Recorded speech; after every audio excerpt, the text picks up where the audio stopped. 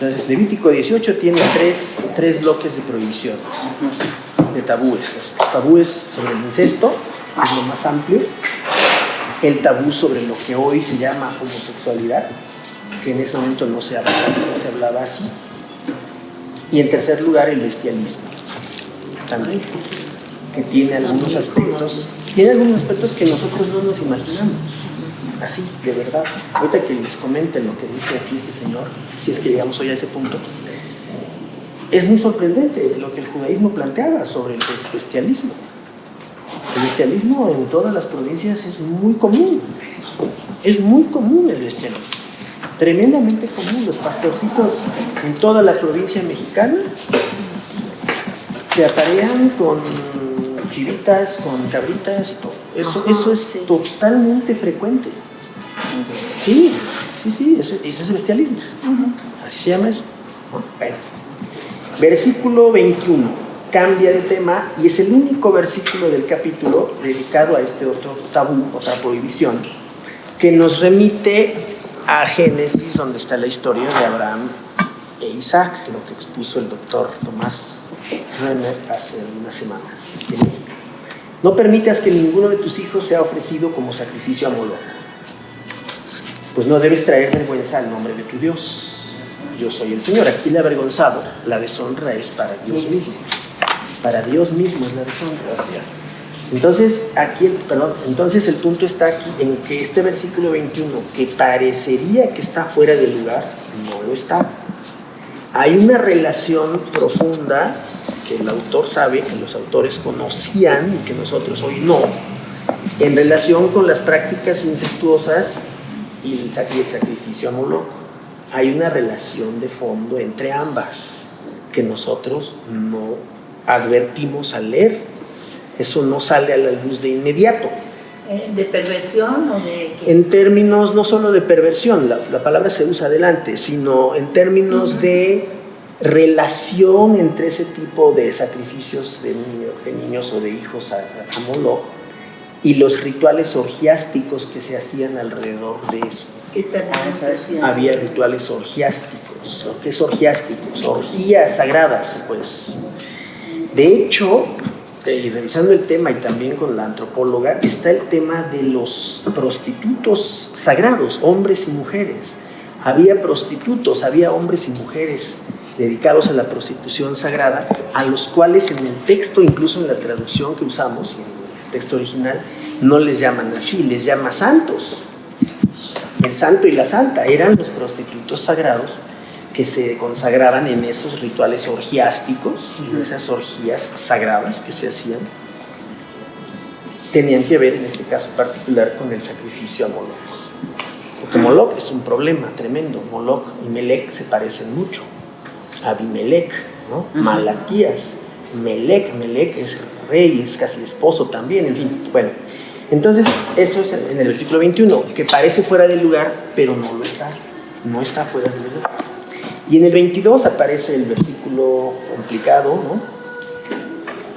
En esta traducción dice así: no practiques la homosexualidad al tener relaciones sexuales con un hombre como si fuera una mujer. Es un pecado detestable. Pero otras traducciones, como la que estamos aquí usando en el comentario, dicen en el versículo 20, que es el hebraísmo directo. Aquí está, a ver dónde está, 22. No te acostarás con varón como con mujer. Es una abominación. En el momento en que las traducciones modernas usan la palabra homosexual, como dice acá, no practiques la homosexualidad, como dice aquí, en ese momento nuestra cadena de asociaciones mentales se va por otro lado. No se va por el lado del texto, porque no tenemos una conexión cultural con el texto. Nuestra conexión con el texto es dogmática, y al ser dogmática empiezan los problemas. Dogmática, doctrinal, prohibitiva y todo lo que ese tema produce en nuestra mente y en nuestra fe, en nuestra iglesia y en todo. Tenemos un gran problema. 23. Un hombre no debe contaminarse a sí mismo al tener sexo con un animal. El bestialismo. Tampoco una mujer se ofrecerá a un animal macho a fin de tener relaciones sexuales. Esto es un acto perverso. ¿Se acuerdan ustedes de la flauta de Pan? De hecho, había una melodía muy bonita. Claro.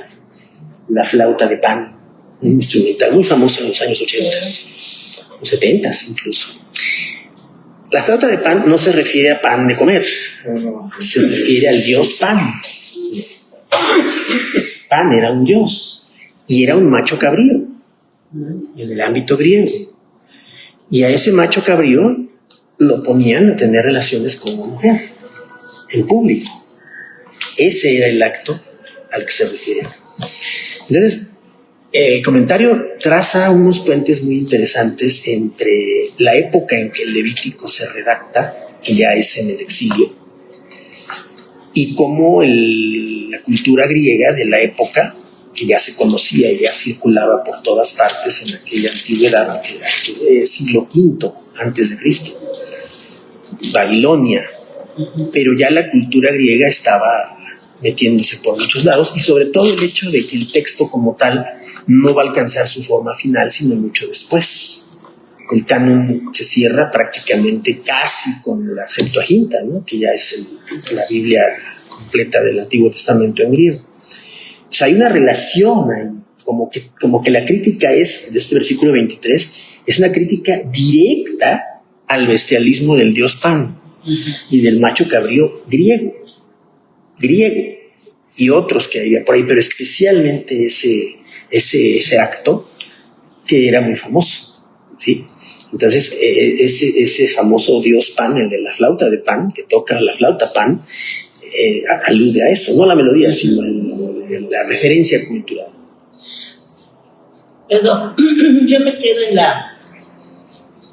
ahí en donde hubo un brinco para mi mente en la lectura que hiciste del versículo 20 acerca de la orden que se da para no tener relaciones con un hombre. Es el 22. Es el 22 homosexuales. Y este del macho cabrío. Pero mencionabas un hebraísmo. Entonces, el hebraísmo es no acostarte con él. Ese es el hebraísmo. Pero la orden queda, entonces, ¿cómo? Eso es lo que vamos a ver. Por eso dijimos que este tema se va a dividir en 3 partes. Okay. Hoy no vamos a poder agotarlo, aunque ya lo revisamos completo y el comentario se mete con eso. Ahorita vamos a ir al texto de la página 4. Un solo versículo en Levítico 18 y otro en el capítulo 20 y alguna alusión en el Deuteronomio, y por supuesto toda la historia de Sodoma y Gomorra,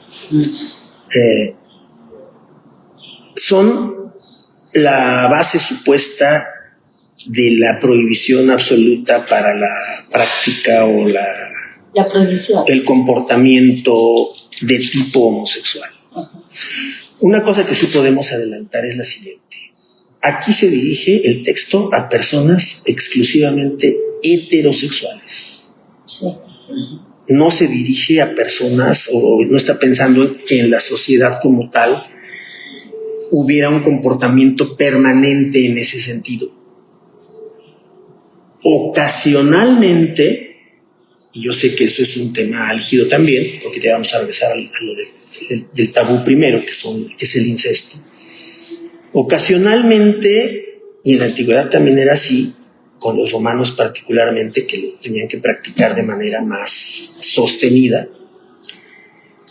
Recordemos que los legionarios romanos eran casi todos, y sobre todo los legionarios, no eran homosexuales, no. Es que ahí está el punto. Nuestra mente se adelanta, se acelera y ya pone... No, tampoco. Los legionarios romanos, sobre todo los oficiales, ¿sí?, como el legionario que está ahí, que le pide a Jesús que le sane a su siervo, que en realidad era un compañero sexual suyo. ¿Sí? ¿Por qué era un compañero sexual suyo si él era casado? Sí. Era casado, y mientras estaba de encargo en un territorio tan lejano de Roma, de Italia, estaba al servicio del emperador en el ejército, y cómo iba a cubrir su necesidad sexual. No podía casarse, tenía prohibido relacionarse con mujeres de los otros pueblos. la práctica habitual era sustituir su práctica o cubrir su necesidad sexual con personas jóvenes del mismo sexo. Y eso no los hacía homosexuales. No bueno, los hacía. pero sí son prácticas homosexuales. Por eso. Pero la homosexualidad como tú lo dijiste ahorita, como algo constante, permanente, ya establecido, no era una realidad así. Por eso dice que ese tema no nos va a corresponder hoy. Ahorita vamos a regresarnos a la página 4 y luego a la parte de los tabúes del incesto. ¿Por qué? Porque ese otro tema da para mucho más. Sí. Precisamente el doctor Thomas Renner, el que vino a hablar de Abraham e Isaac, en el año 2000, ahorita me acuerdo el año 2008 más o menos, vino a México y la Comunidad Teológica de México le publicó a él un libro completo dedicado al tema de la homosexualidad en el cercano Oriente Antiguo. Se publicó en español el libro, lo sacó la Comunidad Teológica, nosotros conseguimos a la traductora del francés y cuando él llegó ya estaba el libro traducido y se presentó y se comentó y demás. En ese librito particularmente discute el tema del Levítico 19, Levítico 20, Sodoma y Gomorra. No se mete con detalle en el episodio de Jesús y el legionario, no se mete con detalle, hay otros estudios al respecto. Entonces hay un material muy consistente, muy sólido que explica estos matices que estamos comentando. Son matices muy complejos, muy complicados. Con eso nos vamos a quedar ahorita. El hecho de que el Levítico 18 se dirija a personas heterosexuales cambia por completo todo el panorama de lo que uno tiene en su mente sobre la homosexualidad. No se dirige, no está criticando que haya prácticas homosexuales continuas. No está criticando, no está prohibiendo eso. Se está dirigiendo a personas heterosexuales que en algunas circunstancias pueden tener alguna práctica de ese tipo. ¿Sí? Y yo sé que esto es muy delicado y muy complejo de dialogarlo porque... En las cárceles. Sí, ¿cómo? Sí. No entendí. Claro, en la cárcel, sí, exactamente. Es algo, vamos a decir, ocasional, con cierta constancia en esos espacios y demás. Y que la... Sí, entonces, a eso se dirige a personas heterosexuales el pasaje. Pero no existía esa conciencia, no había, eso que hoy vemos no aparece en el Antiguo Testamento. Okay. El otro episodio al que estudia Thomas Renner, así como estudió el de Abraham e Isaac, es el episodio de David y Jonatán. Ese episodio es complicadísimo. El amor por ti es más grande que el amor de las mujeres, dice David. Sí. Y eso no lo podemos cambiar con nada. Así dice el texto. Te quiero más que a las mujeres. Textual. Sí, claro. Bueno, ya llegaremos a ese punto y trazaremos tal como lo plantea acá. Sí, claro. Este capítulo 18, dice Pierre Bouy en nuestra página 4, está bien enmarcado por el hecho de que la conclusión, versículos 24 al 30, que no alcanzamos a leer ahorita, pero que tiene que ver con lo que decía al principio. ¿Sí? En el capítulo 18 al final está la reiteración de que no se deben contaminar con ninguna de esas prácticas porque los pueblos que estoy expulsando delante de ustedes se contaminaron haciendo todo eso. Todo lo que estoy prohibiendo acá lo hacían esos pueblos. Debido a que toda la tierra se ha contaminado, voy a castigar a los pueblos, deben obedecer mis enseñanzas, no deben cometer ninguno de esos pecados. Versículo 27. Todas esas actividades detestables las practican los pueblos de la tierra donde los llevo, y de esta manera la tierra se contaminó. O sea, Dios mismo dice, a donde van, se van a encontrar con eso. Sí, pero hay que recordar las etapas en que el texto se redacta, ¿no? Todo esto ya había pasado cuando el texto se redacta. Entonces todo esto ya era historia. No contaminen la tierra, es un problema ecológico. Hacer eso es un problema ecoteológico. Ni den motivos, versículo 28. Este es muy importante, el versículo 28. No den motivos para qué. ¿Qué verbo usa ahí? En el versículo 28, ¿qué verbo usa? Eso.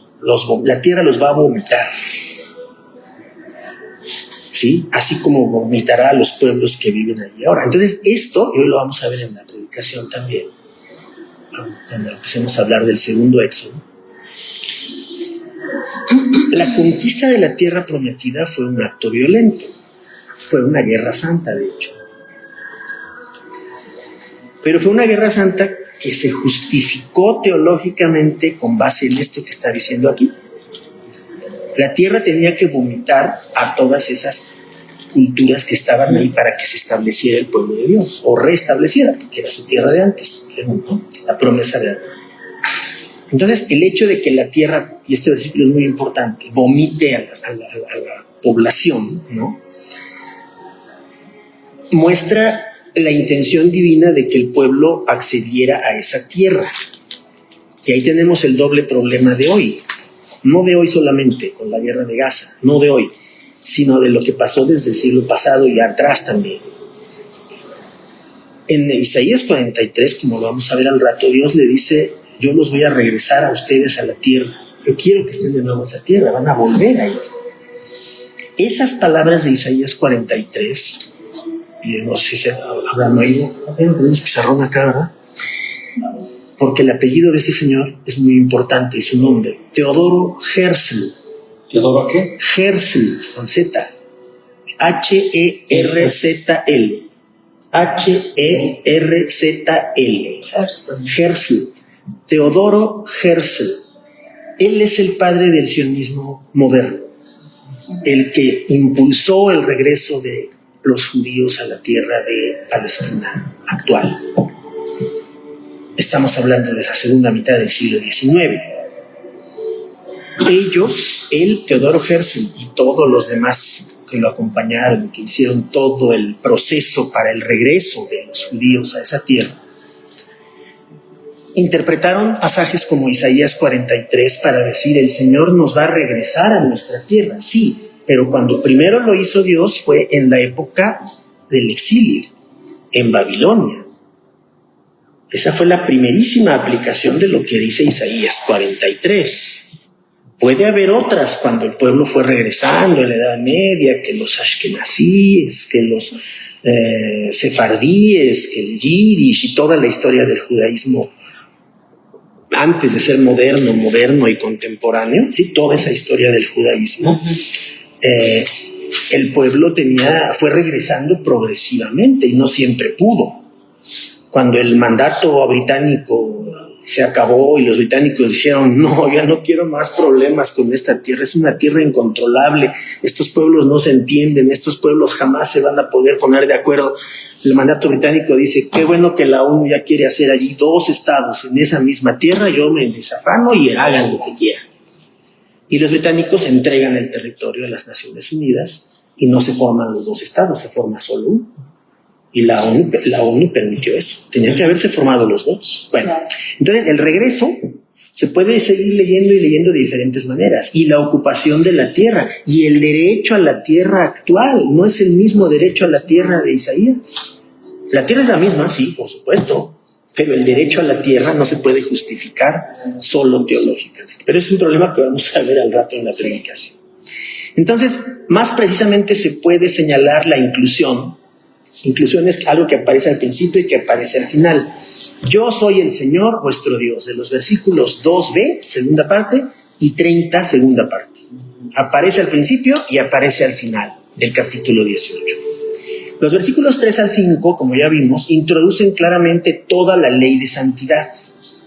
Si esta ley de santidad son estos capítulos 18, 19 y demás. El 20 son los castigos. Los castigos que no están anunciados aquí por todos estos tabúes, no están anunciados, se anuncian en el capítulo 20.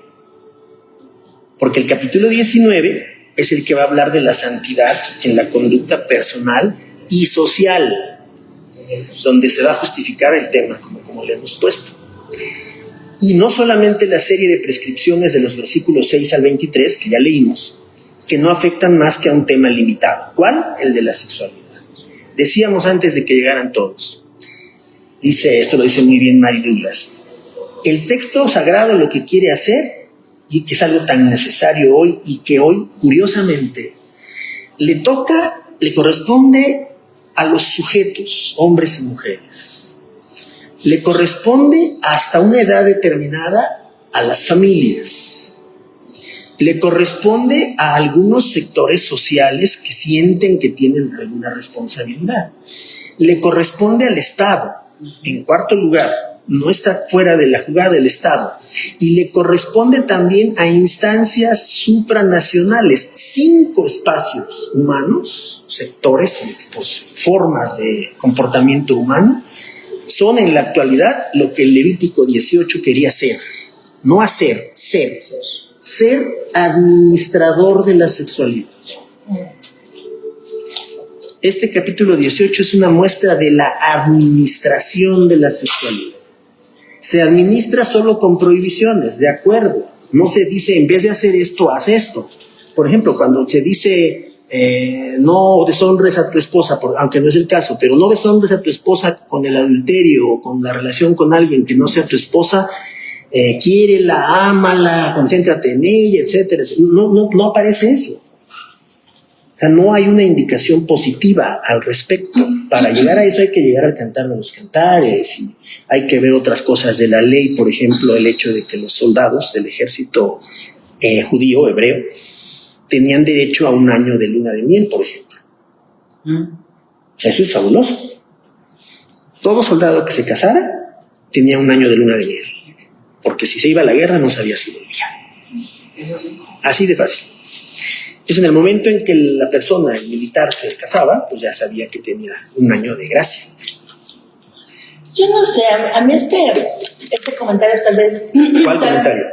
El que voy a decir, tal vez parezca un poquito fuera de lugar, pero a mí cuando leo esas prescripciones de esa forma, me da la impresión de que se le está escribiendo a gente tan tribal, tan elevada. Esa idea me da, que no tenía ni tantita idea de lo que eran los sentimientos, o no sé por qué. ¿Por qué ese tipo de prescripciones así tan... Porque la cultura era así, incluso es que no, el adjetivo no es el más adecuado.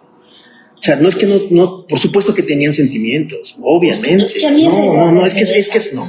A ver, hay que ver las cosas y hay que trasladarnos hasta la época, ven el salto que vamos a dar, hasta la época de los trovadores provenzales. Bueno. No, es que no, es que nada de que bueno, no. El salto mortal tiene mucho que ver, porque en plena Edad Media, finales, segunda parte de la Edad Media, cuando los trovadores provenzales, ¿dónde es Provenza? Provenza es una provincia que está entre España y Francia. Los trovadores provenzales fueron los que inventaron el amor romántico, que no tenía nada que ver con estar casado con la persona de la cual uno estaba enamorado. Nada que ver. Había señoras nobles, muy aristocráticas, muy adineradas y todo, bien casadas y todo, con el señor feudal no sé qué, no sé cuánto, y tenía en su corte o cerca en el mismo poblado, en la misma ciudad, había una corte como de 8 o 10 poetas que le cantaban a la señora y que estaban realmente algunos de ellos enamorados de ella, y el esposo decía, sí, son sus enamorados de mi esposa. Eso pero no tenían ninguna posibilidad de tener algo con ella. Bueno, ninguna. Porque eso era lo que después se convertiría en el juego romántico, en el concepto del amor romántico, que es el que contamina toda nuestra comprensión de los sentimientos. Sí. La invención del amor romántico por parte de los trovadores provenzales ha hecho que interpretemos lo que pasó antes de ellos y lo que nos llega hasta nosotros hoy, cuando decimos, ay, qué romántico, las velitas, la penumbra, eso es el amor romántico. Entonces no tiene nada que ver con lo que pasa en las Escrituras. En las Escrituras, sobre todo en el Antiguo Testamento, así como se administra la sexualidad en el capítulo 18, también se administraban los sentimientos, porque todos los matrimonios eran arreglados, absolutamente todos, hasta la Edad Media y después y hasta el siglo XIX. Todavía todos los matrimonios eran arreglados, no se consideraban los sentimientos de la gente joven. Que los grupos de edad, los adultos particularmente, los padres de familia, los abuelos, ellos determinaban lo que tenía que ser la vida sentimental y sexual de las personas. Es que esa es la explicación. O sea, el hecho de que la gente tuviera sentimientos, por supuesto que los tenía. Y la muchachada se veían, se gustaban y todo, pero sabían que no había muchas posibilidades de que sus sentimientos se impusieran. Y eso de no emparentar de no tener relaciones entre parientes, pues como que lo dejaban a un lado, porque la historia de todo lo... No lo dejaban a un lado. ¿Quién lo dejaba a un lado? ¿Quién lo dejaba a un lado? A ver. No, es que diste un salto otra vez que no corresponde. Dices de acá, de las prohibiciones de acá, y luego te vas al siglo XVI. Digo porque tú estás en esa época. No, yo no estoy en esa época. Estoy mencionando eso porque lo que uno comenta acerca de eso que dijiste de los sentimientos, siempre existieron los sentimientos, pero siempre fueron administrados por las clases dominantes y particularmente en este caso las generaciones ancianas, mayores. No es que no respetaran los sentimientos, es que no va a proceder así. Somos esta familia, la otra familia acá, es de nuestro clan, no es de nuestro clan, es de nuestra tribu, no es de nuestra tribu, procede, no procede, si te dejamos, no te dejamos. Así era el comportamiento. O sea, no había resquicios para que las generaciones jóvenes impusieran sus sentimientos. No había forma. Sí. Era una cultura patriarcal, era una cultura autoritaria, era una cultura dominante, donde estas prohibiciones tan tajantes, ¿no?, preveían cosas que podían suceder y de hecho sucedían. Y los ejemplos ahí están. Está el caso de Tamar, está el caso de David, están tantos casos en donde todos estos tabúes entran en juego. Porque una cosa son los sentimientos, influidos por nuestra visión romántica, y otra cosa son las pasiones. Claro. Otra cosa es el atractivo sexual. Se sube David a la azotea, ve a esa mujer bañándose y dice, esta yo la quiero para mí. Eso no es sentimiento. No. Eso no es sentimiento. Es una atracción física brutal, demoledora. Yo quiero que esté conmigo y que está casada, no me importa. Mandamos al señor a la guerra, mándelo y pónganlo en la primera fila y que lo maten. La quiero para mí. Punto. El rey autoritario, dueño de vidas, ¿no? Entonces, ¿cuáles sentimientos? Ahí no hay sentimientos, hay pasiones, hay excesos, hay riesgos tremendos de que las familias exploten y se hagan 1000 pedazos por todas estas situaciones. Ve el hijo de 30 años a la segunda esposa de su padre, que tiene 38, y la ve todos los días. Convive con ella todo el tiempo y el muchacho, 30 años, se enamora de su madrastra. Es una pasión eso. La familiaridad, la convivencia, produce esas cosas. Sí. Esto es lo que quiere administrar Levítico 18. Eso, administrar la sexualidad. ¿Tienes un ímpetu sexual hacia tu suegra? Pues con la pena me controlas. Es que es muy joven mi suegra, pues no te importe. Pero es que nada. Vas a afrentar al esposo de tu suegra, que es tu suegro, vas a afrentarte a ti mismo y vas a afrentar a Dios. No se menciona. La afrenta no era para las mujeres, porque la cultura era patriarcal. No se afrenta a la mujer. Pero la pobre esposa aguanta que se... Estamos en el terreno de los sentimientos y de las pasiones. Y regresamos con Lea y Raquel. ¿Cómo reacciona Raquel cuando... Bueno, las dos, ¿cómo reaccionan? Esto ya es una competencia entre mujeres, ¿no? Y ahí te va, y pues toma a mi criada, y la otra, pues toma la mía, y eso se vuelve una familia incontrolable. Y el que paga el pato es José. El propio Jacob lo paga, evidentemente. Pero José es el que lo paga, porque a José lo quieren matar, lo secuestran, lo venden. Y las pasiones entre las dos esposas hermanas, ¿no?, como dice aquí, para que no haya rivalidad, las dos esposas hermanas peleándose el afecto de Jacob, produce una explosión familiar que prácticamente acaba con la familia y sume a Jacob, pobrecito entre comillas, lo sume en una depresión total cuando le informan sus hijos mayores de las otras 3 familias o de las 4 mismas, ¿no? Cuando le van y le dicen, pues ¿sabes qué? Pues ya se echaron a José y le quedó aquí su ropa de colores todo manchada de sangre que nosotros la manchamos para que se hiciera toda la historia y mira, así que lo encontramos. Y entonces Jacob se sume en una depresión total porque era el hijo de la esposa única que él sí quería. Sentimientos. A Labán no le importan los sentimientos de Jacob. No le importa. Qué bonita familia. Claro. No, qué bonitas Tenemos familias. un montón de Qué cosas bonitas. ahí. Eran 4 familias. Eran 4. Esto entiendo todas estas prohibiciones que tuvieron que ponernos. Sí. Sí, porque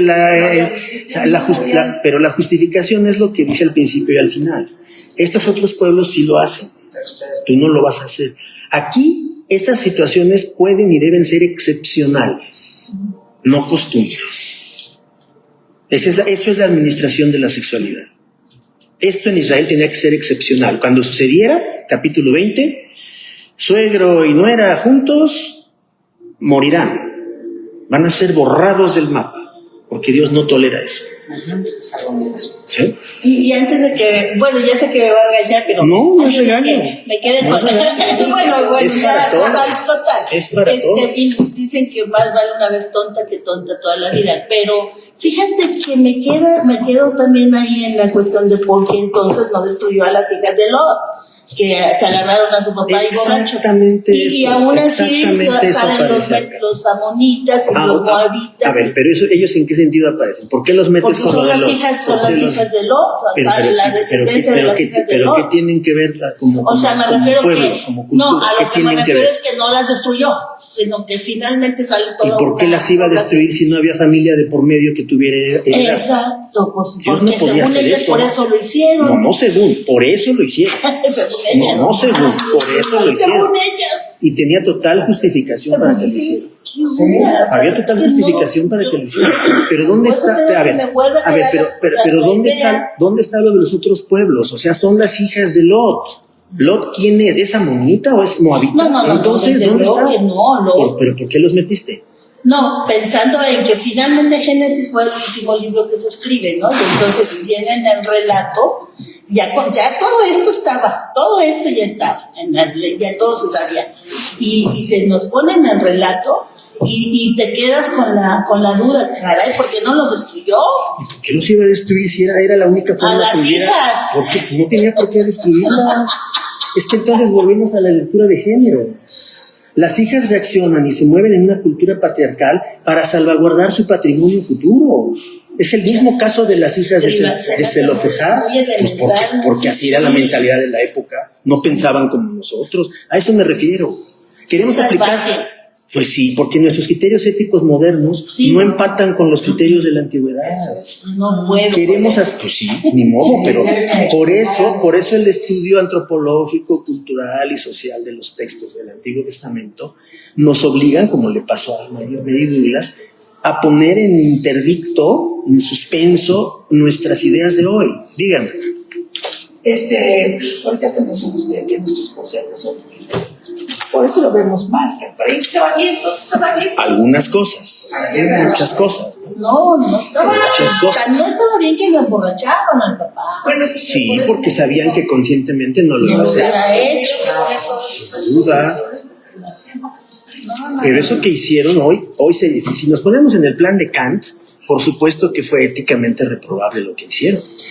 Pero en términos de sobrevivencia, lo que hicieron fue pues no plausible, yo me he pero preguntado si no más bien ellas querían trascender en la historia y que cómo, o sea, nosotros vamos a poder ser las que funden nuevamente aquí la... No, trascender en la historia, ¿cómo iban a pensar eso ellas? No. Que se iba a eran muy importantes para que realmente... Querían tener una familia que siguiera el nombre de su padre. El apellido, ¿no? El apellido, como decimos, eso es lo único que querían. Porque era una afrenta social en ese momento para Israel no tener una descendencia. Ese es el trascender en la historia. Claro, pues es que no sé. Es que hay que leer el texto. Repito, por sí, eso. Pero por eso hay que leer el texto. Todas las verdades. Pero hay que leer el texto. Atención, hay que leer el texto y ver los contextos sociales. No, sí, yo sé que hay muchos que aún así no lo puedo comprender. Pues ese es otro problema. Eso y esa parte. Aquí el punto para que cerremos es que dice aquí, el motivo no es solamente la autoridad del Dios de Israel, que se recuerda incansablemente, yo soy el Señor vuestro Dios. Recordemos, y por eso lo hemos estado leyendo, incluso en parte de lo que Mary Douglas escribe, sobre el tipo de religiosidad y de espiritualidad para el pueblo que está pretendiendo imponer el Levítico.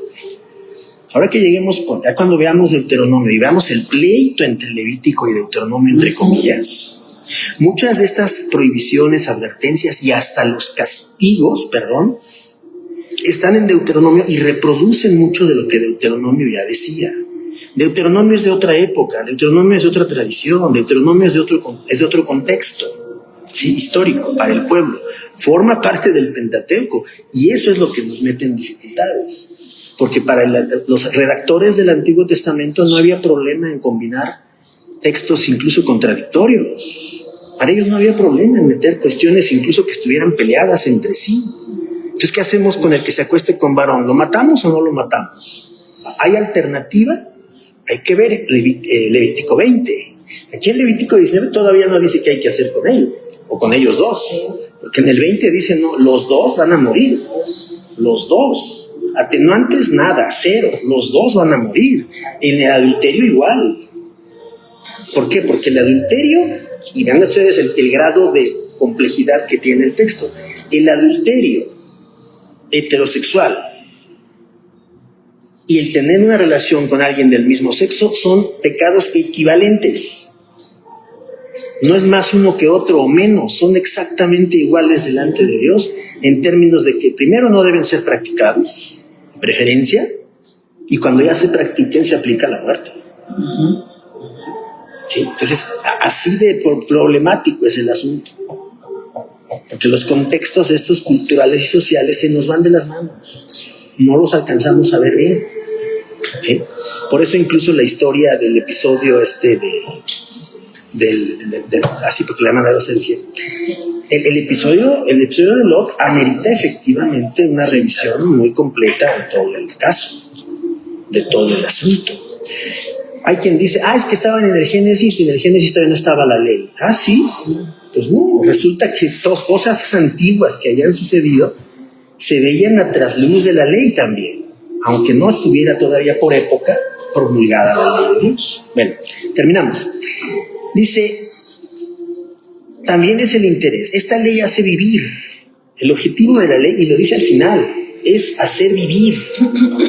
Es la vida, hacer vivir. El objetivo es ese, ¿sí? Porque pone al hombre en relación de amistad con el Dios vivo. No es una cosa solamente de administrar la sexualidad por administrarla. Total, hagan lo que quieran. No, de ninguna manera.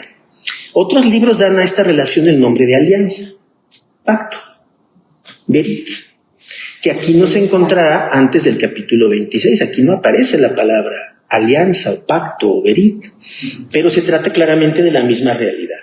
La palabra alianza en ese sentido tiene implicaciones políticas y sociales que apenas ocupan lugar en la ley de santidad. En la ley de santidad no se remite tanto al pacto. Figuran incluso en la primera exigencia formulada por este capítulo. No van a hacer lo que hacen en esos lugares. Ustedes vienen de Egipto y ahí hacen unas barbaridades. Van hacia Canaán y ahí se hacen otras. ¿No? Unas y otras, en los dos lados. O sea, vienen de donde se hacían unas y van a donde se hacen otras. Enseñan y aprenden. Sí, ahí van a conocer lo que nunca se imaginó. Entonces Israel debe ser un pueblo aparte, organizando su vida privada y pública de una manera original. Porque justamente ahí, en el contacto con esos otros pueblos, primero con los cananeos, lo primero que saltaba a la vista era el culto a Moloch, que era el sacrificio de los niños. Eso, niños, hijos y demás, ¿no? Entonces, eso era lo primero que saltaba a la vista. Para reforzar la prohibición, se califica las maneras de vivir de otros pueblos de abominaciones. Eso es abominación a Dios. Impurezas, etcétera. Y se trataría más radicalmente de pecados, y aquí está el punto crítico y espiritual, que cortarían la relación con Dios. Tú haces eso y tu relación con Dios ya está mal. Está alterada, ya no, difícilmente va a tener remedio. El cuerpo de este capítulo es una serie de prescripciones relativas a la vida sexual. Y aquí viene el eufemismo famoso que no está en esta traducción del aniversario. Ninguno de vosotros se acercará a un pariente, y ahí sí hay que subrayar, para descubrir su desnudez. desnudez. Ese es el eufemismo y el hebraísmo. Para descubrir su desnudez. Incluso el comentarista dice, el caso de Noé y su hijo Cam. Eso me iba a preguntar. Cam. Y se supone que Cam es el malo de los 3 hijos de Noé. Y es el malo porque es el antepasado de los pueblos árabes. Él tiene que ser el malo. Los semitas son los israelitas, los camitas son los árabes y los jaféticos, entre comillas, son los europeos. Pensando en una supuesta genealogía antigua. Pero ya los buenos, los malos ya están marcados, que son los árabes, ¿no? Y los árabes son los camitas, son los descendientes de Cam. Pero resulta que una de las posibilidades de interpretación del texto de cuando Cam descubrió la desnudez de su padre, que es el eufemismo para una relación sexual, precisamente por ser el padre el ofendido, existe la posibilidad de que ese incesto hubiera sido con la propia madre. Sí. Con la propia madre. Claro. Lo cual nos lleva a otro problema todavía. Sí. Pero dicen algunos, entonces se entiende, si era una relación heterosexual y no fue una relación homosexual con el padre, pues para Dios es lo mismo. Claro. ¿Me explico? Claro. ¿Por qué? Porque volvemos al mismo punto, tenemos tantos prejuicios hoy, estamos marcados por una cierta mentalidad dogmática, interpretativa de ese fenómeno, que ese fenómeno se nos coloca en la práctica contemporánea y a trasluz de eso queremos ver las cosas que están en el texto, como el caso de Lot y las hijas. Sí, las hijas se sienten son muy creativas, ¿no? Los responsables de la humanidad.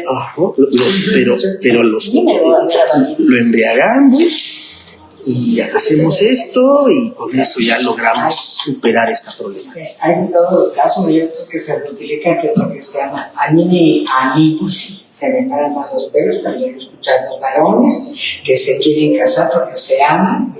¿Entre parejas del mismo sexo, dice usted?